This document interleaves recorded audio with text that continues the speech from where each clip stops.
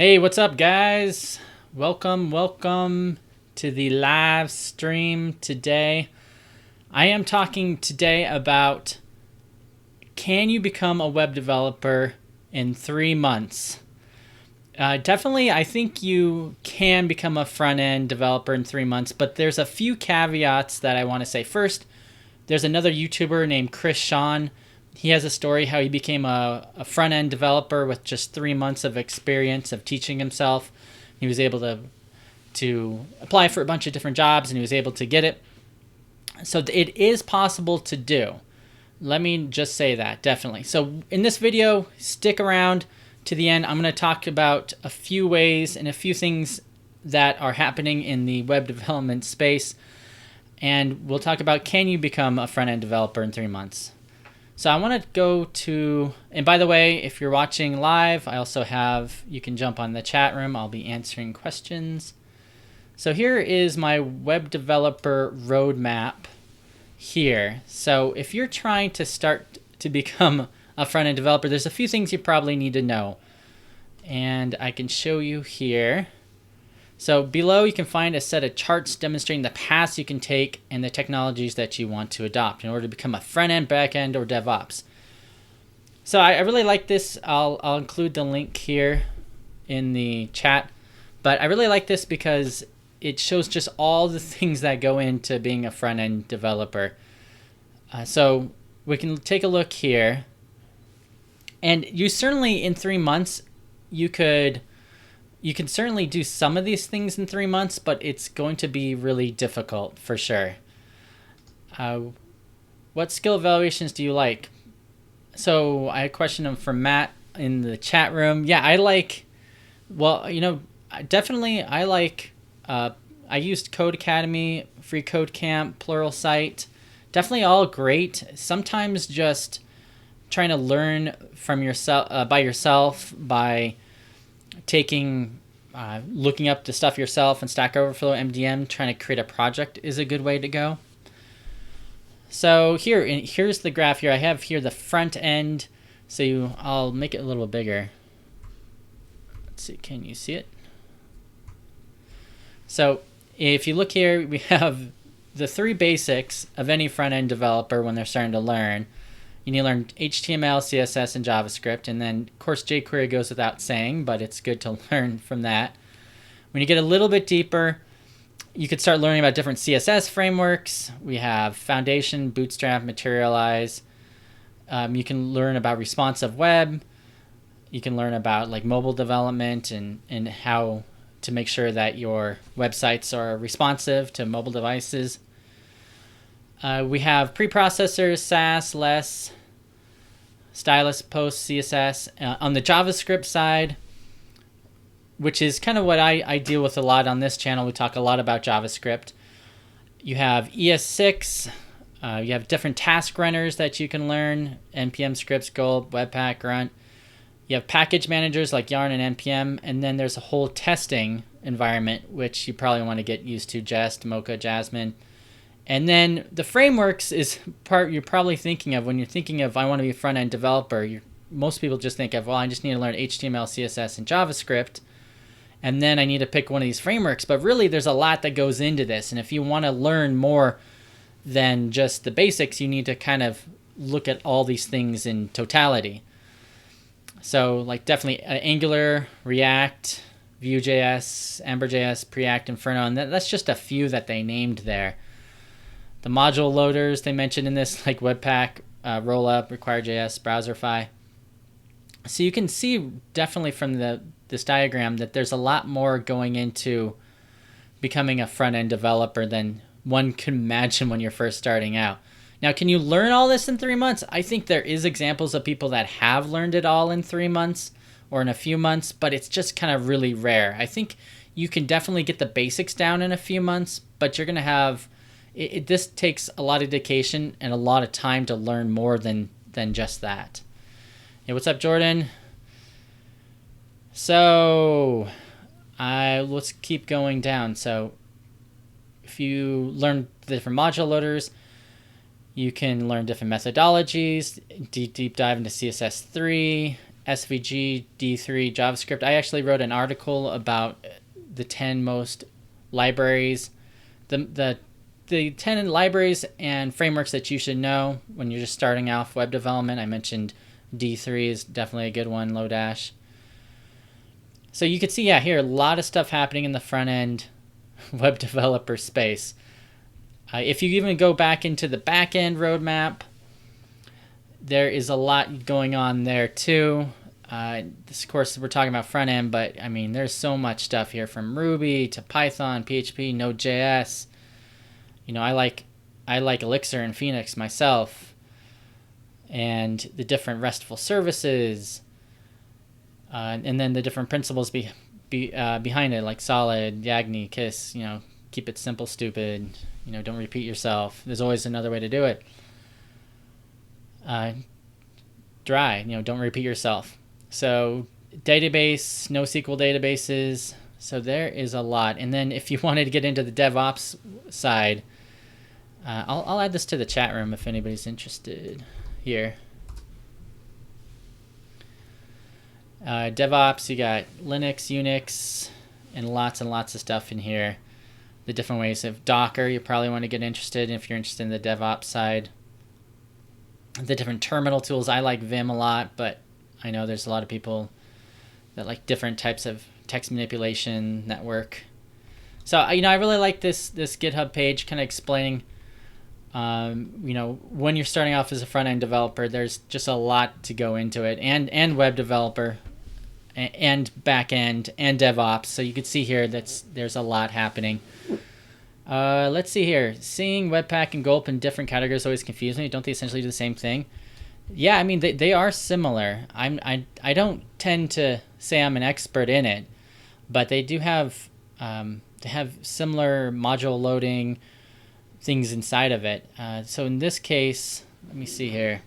They put Gulp in task runners, but they put module loaders and bundlers in that, which I know that you can do different tasks inside your Webpack too. So, but it also, you can use it to bundle up, like you can bundle up Babel and a bunch of other things into it. So that's interesting. They put it in two different places, but you know, they are different and they don't have different things that they do. Like I said, I'm not an expert in Webpack and Gulp. I just a lot of the different things I use just bundles stuffed in together for me. I don't have to worry about editing it, which is a pain. All right, so if you guys have any questions, feel free to jump in the comments below. But I just wanted to kind of share this roadmap with everybody of kind of the neat stuff that's happening. Just kind of like an overall view of the web development world out there and how things are going. One other thing I've been working on lately is I've been working a lot on Vue.js. I guess while I'm here, I'll just give a quick update. So if you don't know, I have the Vue.js in Action book, which is coming out at the end of this year, but you can buy it now. It's in early access. So I went through and wrote a ton of stuff about components the other day, and I'm writing more stuff about advanced components.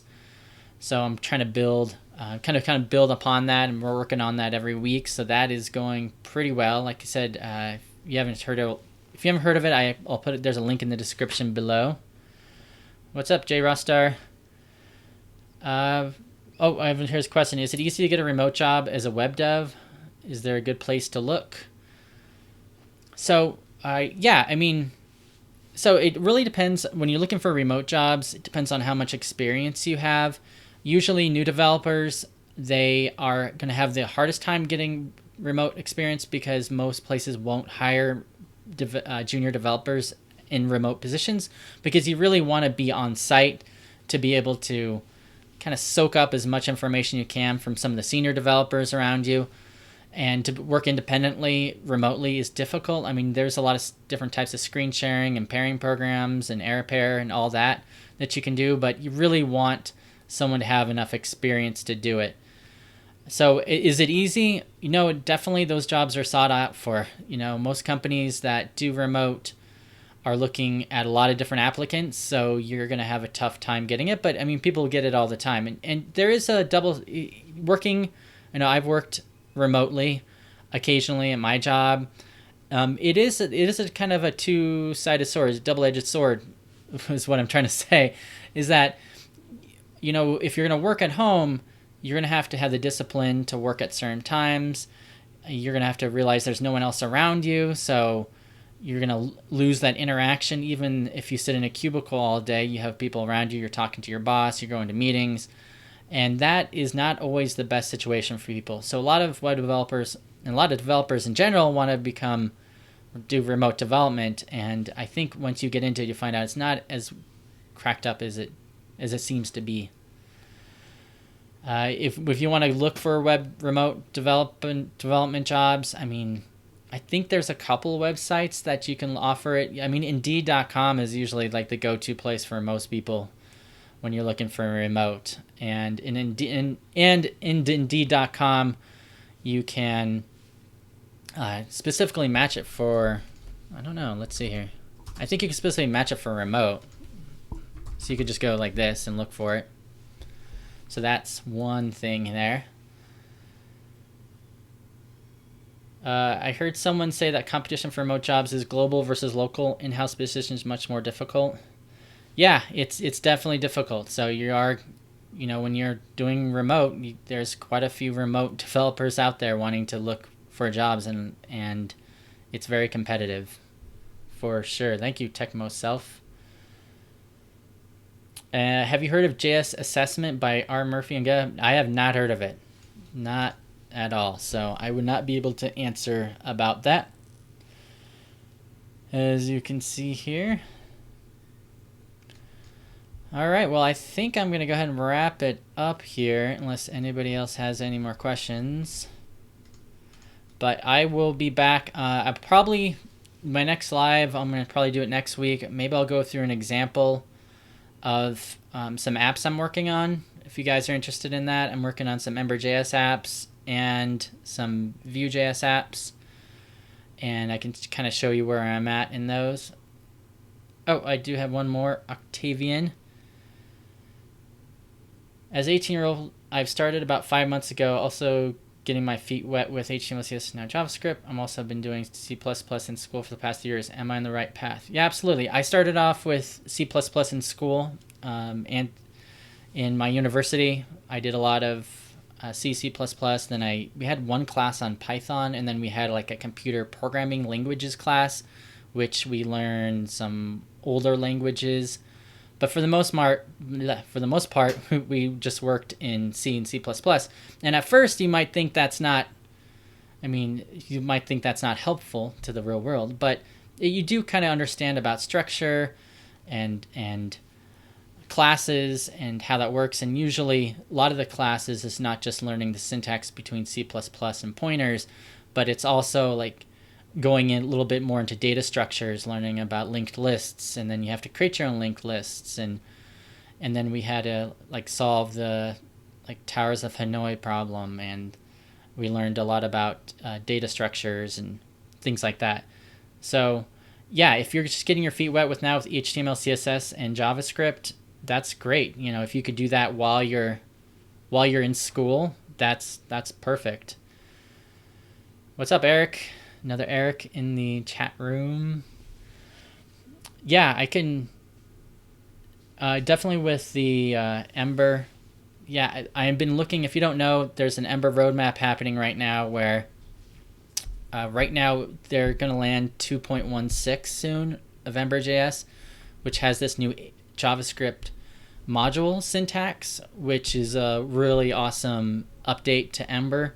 I was just playing around with it today for the few people here that are into Ember, and I want to do a tutorial on it and show everybody like how to do the new imports. It's definitely going to make things a lot more streamlined, easier to use, and the builds will be faster, and the whole footprint of Ember when you create apps will be smaller too. What's up, Coding Tutorials 360? That is My main man Dylan. If you haven't checked out his channel, check it out. Coding Tutorials 360. He is doing a bunch of React right now. So yeah, Phoenix. I'm looking to do more. So someone asked if you're going to do videos on Phoenix. So what I did is I did a series on Ember.js and Phoenix, and I got about 4 or 5 videos in, and then I got sidetracked with something else, and so I haven't gone back to it. But I definitely want to go back to it to show. If you don't know, Phoenix is based off of Elixir. It's a functional programming language, and it just makes sense, kind of the way pieces fit together. And I've been playing around with it a lot. Definitely something I want to go back to. I might even do like Phoenix with Vue. Who knows? If I really wanted to, I'd get into Laravel, but I don't want to do that. So could you make a JavaScript tutorial series? So I did make a JavaScript tutorial series a while back, which did okay. I just did some basics on JavaScript. If you mean I'm going to do like a JavaScript tutorial on the whole app, then yes, I will be. I want to do more, a little bit longer series on building a whole app. I know a couple of guys like Traversing Media and Maximilian are definitely doing these longer tutorials, and I'm planning on doing one. It's just easier to get like these smaller, cooler, smaller apps out where I can just show one piece of a larger puzzle. Definitely. And yeah, if you want any free Code Camp content, Coding Tutorials has done everything. I think he's pretty much done every single thing on Free Code Camp, and if you don't realize how much content that is, it's just like hundreds and hundreds of videos. So check that out. All right, well, I'm going to go wrap it up here. Thank you for everyone for joining the live stream. Hope I was able to answer a few of your questions. Like I said, next time we'll probably do a little bit more coding, live coding, because I've wanted to try to do that. So thank you, everybody. Take care. See you later.